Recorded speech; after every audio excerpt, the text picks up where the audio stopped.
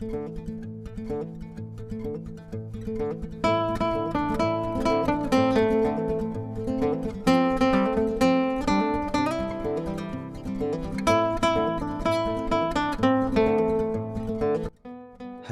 assalamualaikum warahmatullahi wabarakatuh. Jumpa lagi ya sama saya, si teknisi Deso. Gimana kabar sobat semua? Baik-baik saja ya. Oke, ini saya terima servisan Samsung Galaxy E5 ya, atau E500H garis miring DS.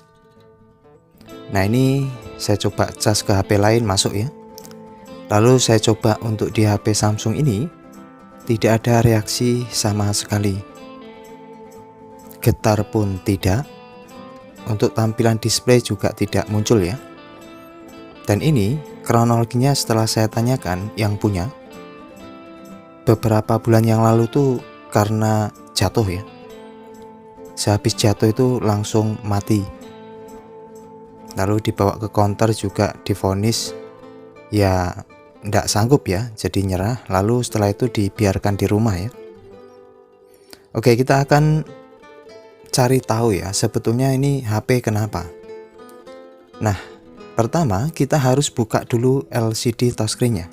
Untuk buka mesin di HP Samsung seri E ini lumayan penuh resiko ya. Resikonya pun berat. Kita tahu secara fisik LCD masih mulus ya, tanpa ada retak. Dan kita harus bongkar mesin melalui buka LCD, itu resikonya. Untuk meminimalisir resiko, kita buka dari bawah ya, seperti ini, dan tetap hati-hati dan waspada ya, karena jika retak sedikit saja itu akan tombok tools, artinya kita akan nombok ya. Oke, ini sambil dibantu dengan blower ya, lalu tambahin thinner. Di saat kita buka celah sedikit, berikan thinner ya supaya lebih membantu. Dan HP ini belum pernah dibongkar sama sekali, jadi susah banget untuk membukanya. Mungkin lebih mudah jika kita punya alat pembuka LCD atau separator LCD. Tapi jika yang belum punya, ya gunakan metode yang seperti saya lakukan ini ya. Tetap hati-hati, pelan-pelan, selalu diberi thinner ya supaya gampang. Jika sudah buka seperti ini, artinya ada angin masuk. Lalu kita berikan celah, untuk kita berikan thinner ya. Karena untuk LCD seri E ini tipis banget dan AMOLED, tentunya kalaupun kita nanti harus nombok karena pecah, yaitu harganya mahal ya. Nah, inilah tingkat resiko yang dialami teknisi HP jika kasus di mesin kita harus bongkar LCD untuk di HP Samsung. Jadi tetap yakin dan harus pelan-pelan ya. Jadi usahakan dari bawah dulu, karena kalau dari bawah itu fleksibel, tidak kita lalui ya. Jadi adanya fleksibel LCD itu berada di bagian atas. Kalau yang di bagian bawah sudah mulai terbuka, itu artinya sudah mulai gampang ya. Oke, kita bantu dengan blower terus. Jangan buru-buru dan tetap hati-hati, pasti bisa ya. Pelan-pelan seperti ini. Karena biasanya kalau baru pertama kali dibongkar itu penuh dengan resiko. Namun jika punya budget lebih ya, sebaiknya beli separator LCD ya. Ya, ini hampir terbuka untuk bagian atas dan masih tetap kita selalu waspada karena terdapat fleksibel ya untuk di bagian atasnya. Dan sambil diintip kira-kira bagian mana yang masih nyangkut, kita tambahin thinner lalu kita buka seperti ini. Nah, ini sudah terbuka. Saya tidak tahu persis apakah LCD ini cedera atau tidak ya di saat saya membukanya. Secara fisik untuk fleksibel aman, tidak ada robek. Lalu ya ini betapa kuatnya ya lemnya. Tipis banget untuk di Samsung E5 ini.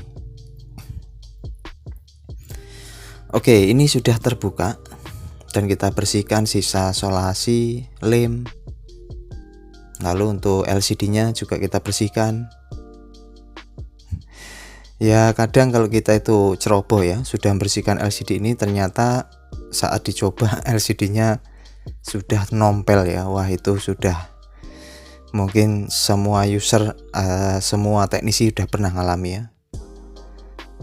Apalagi untuk kasus di LCD Samsung itu ngeri sedap. Ngerinya itu ya kalau kita ganti ya. Sedapnya itu ya biayanya atau ongkosnya tuh mahal. Oke, ini sudah terlihat semua terbaut ya. Jadi setelah LCD kita buka, terdapat baut-baut.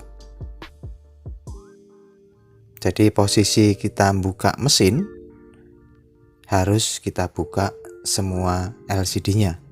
Jadi untuk kasus contohnya ini tidak mau ngecas, berarti kita harus membuka LCD-nya, itu penuh resiko. Oke, ini sudah terbuka ke bagian mesin. Lalu ini konektor baterainya saya buka. Oke, untuk tahapan pertama saya akan cek dulu baterainya ya. Bagaimana, apakah ada nilai tegangan atau tidak ya, karena ini sudah berbulan-bulan bilangnya. Nah, ini saya copot konektor baterai, lalu saya akan cek nilai tegangan baterainya. Nah, untuk ngeceknya biasanya ada kode positif negatifnya ya, kita sesuaikan. Saat saya cek itu tidak keluar nilai tegangan sama sekali. Ini artinya baterai sudah mati suri ya, atau sudah kondisi drop. Oke, untuk mengatasi baterai yang rusak, drop atau mati suri, kita suntik dengan power supply ya, di setelan 4,5 volt. Lalu tempelkan dengan jarum seperti ini, tahan hingga 5 menit ya. Ya kadang 3 menit sudah bisa. Nah, ini kurang lebih 4 hingga 5 menit ya saya lakukan sambil ditahan ya. Lalu kita akan cek ya apakah sudah keluar nilai tegangan baterainya. Kalau nilainya sudah 3 ke atas itu biasanya sudah mau dicas. Oke. Oh, alhamdulillah ya, keluar 3,25 volt. Ini artinya baterai sudah kembali normal ya. Dan biasanya sudah mau dicas. Oke, saya penasaran apakah LCD ini masih bagus setelah saya buka tadi ya. Saya akan cek dengan lakukan pengecasan. Ini jika mesin keadaan normal ya. Saya juga tidak tahu mesin normal atau tidak, belum saya cek. Oke, saya coba cas. Ternyata tidak ada respon sama sekali ya. Padahal baterai itu sudah mengeluarkan nilai tegangan baterainya. Saya tunggu sebentar, siapa tahu belum. Nah, ini sama sekali tidak ada respon saat saya cas. Atau kemungkinan mesin dalam keadaan rusak ya. Oke, ini cas saya cabut. Lalu konektor baterai juga saya cabut. Lalu saya cas tanpa saya tempelkan baterainya ya. Kita akan cek apakah keluar nilai tegangan casnya. Kita cek di konektor baterainya ya, di pin VBAT-nya sama ground. Kalau dia keluar berarti pengecasan normal. Setelah saya cek ternyata tidak keluar nilai tegangan dari pengecasan. Berarti ini mesin dalam keadaan rusak ya. Nah, ini tidak keluar nilai tegangan. Biasanya kan harusnya keluar 3,8, 4,2 ya. Di antaranya itu. Oke, untuk memastikan saya cek mesin. Positif di positif, negatif di negatif. Oke, naik ya dia. Normalnya harus naik. Kalau kita balik, wow, ternyata mesinnya konslet guys. Jadi harusnya dibalik itu dia tidak naik jarumnya, tetapi ini saya putar balik kanan kiri, dia naik semua. Berarti kondisi mesin konslet. Oke, pantas aja dia tidak mau ngecas ya, karena mesin dalam keadaan konslet penuh. Kita bongkar mesinnya ya. Nah, ini copot semua konektor yang terhubung. Dan nah, ini masih ada bautnya ya, dilepas dulu untuk pengancing baut di mesin. Oke, ini sudah kita copot semua. Saatnya kita angkat bagian mesin ya. Nah, ini setelah kita cek tadi, dia konslet ya, atau konslet penuh. Untuk kasus konslet penuh, biasanya konslet terjadi di jalur V-bed. Nah, jalur V-bed ini banyak ya.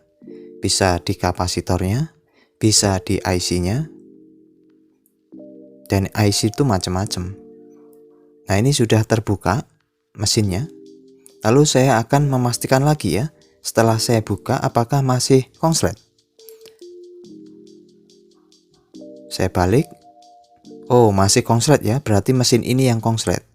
Karena bisa jadi setelah konektor papan bawah kita lepas, mesin ini tidak konslet, berarti yang konslet mesin bagian bawah.